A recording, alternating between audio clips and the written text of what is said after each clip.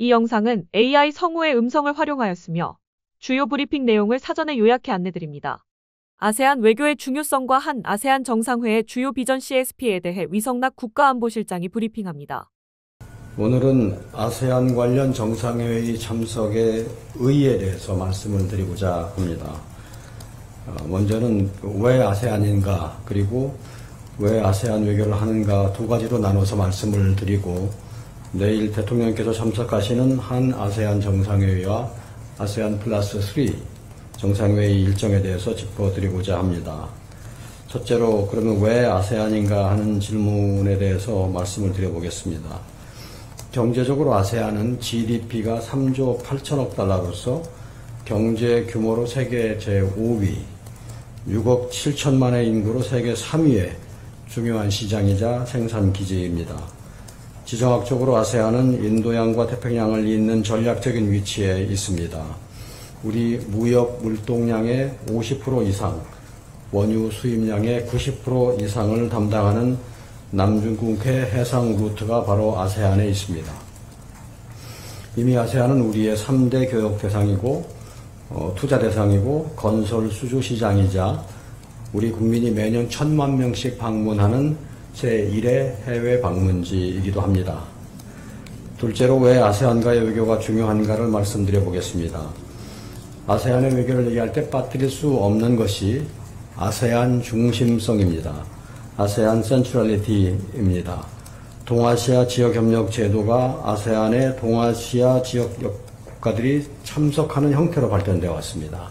이것이 한국, 중국, 일본이 참여하는 아세안 플러스 3이고, 미국, 러시아 등 여교의 강대국들도 한자리에 모이게 해서 탄생한 게 동아시아 정상회의입니다. EAS라고 합니다. 정상급이 아닌 외교장관 레벨에서는 영내에서 유일하게 북한이 참여하는 아세안 지역 포럼 ARF라는 틀도 있습니다. 이를 가리켜서 아세안의 운전자 역할이라는 표현을 하기도 합니다. 따라서 아세안 관련 정상회의에 참석을 해야 아세안을 중심으로 이루어지는 동아시아 다자 외교에 들어가서 변화하는 국제 환경에 대처하기 위한 지역협력의 판에서 활동을 할 수가 있습니다. 한국에게 있어서 대아세안 외교의 중요성은 아무리 강조해도 지나치지 않습니다. 앞서 말씀드린 경제적, 지정학적, 그리고 아세안을 중심으로 이루어지는 영내 외교 무대의 특성 때문이기도 하고, 한국이 중국, 일본과 대등하게 아세안을 상대로 외교적 영향력을 발휘하는 외교 공간이기도 하기 때문입니다. 아세안과 한국은 상호 보완적인 경제관계, 또 국민들 간의 우호 정서, 그리고 정치적으로 상호 경계감이 없는 역사적 배경으로 인해서 호혜적인 발전을 거듭하고 있습니다.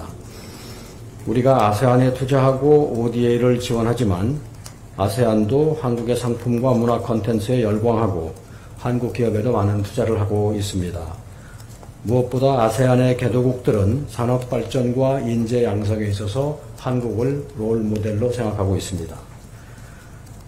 이재명 정부는 아세안의 중요성에 대한 인식에 기초해서 출범 초부터 아세안 정상들과의 외교에 적극적으로 나서 왔습니다. 오늘 아세안에 가입하는 동티모르를 제외한 아세안 10개국 정상들 대부분과 면담, 통화, 서신교환 등으로 소통을 진행하여 왔습니다. 이재명 정부의 첫 국빈으로 베트남의 당 서기장이 방한했고, 이번 에이펙 정상회의에 인도네시아, 싱가포르, 브루나이 등 정상이 참석할 예정입니다.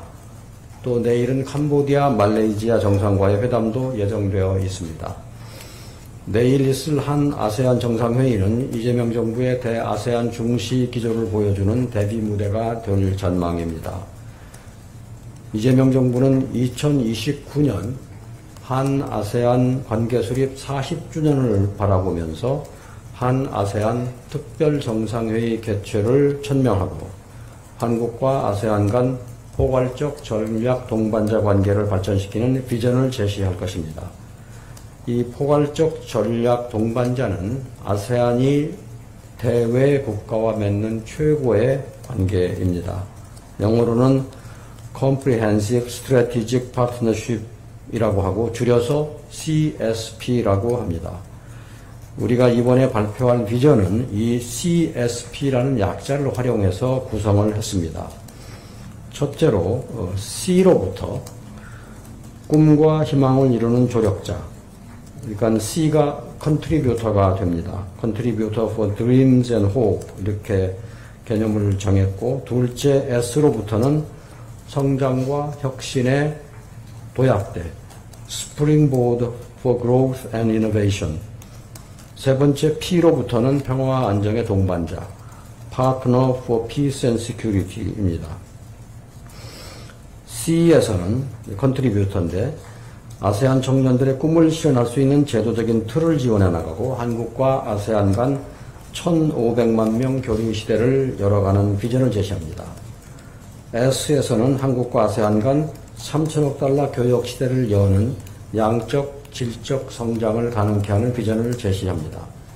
P에서는 영내 안정, 특히 최근에 문제가 되고 있는 초국가 범죄 근절을 위해 한국경찰과 아세아나폴의 합동 수사 공조를 포함한 한국과 아세안 간 협력 방안을 제시합니다. 또한 아세안 플러스 3 정상회의에서는 이 협력체가 지난 1997년 동아시아 금융위기 등 영내 위기 극복을 위한 제도로 활용되어 왔음을 주목하여 금융, 식량 안보 분야에서의 협력 방안을 제시할 것입니다. 특히 아세안3 정상회의는 우리가 중국, 일본과 대등한 파트너로 아세안과 외교를 하는 무대임을 적극 활용할 것입니다. 이상으로 아세안의 중요성, 아세안 외교의 의미, 한 아세안 관계, 그리고 이재명 정부의 대아세안 외교에 대하여 간략히 말씀을 드렸습니다.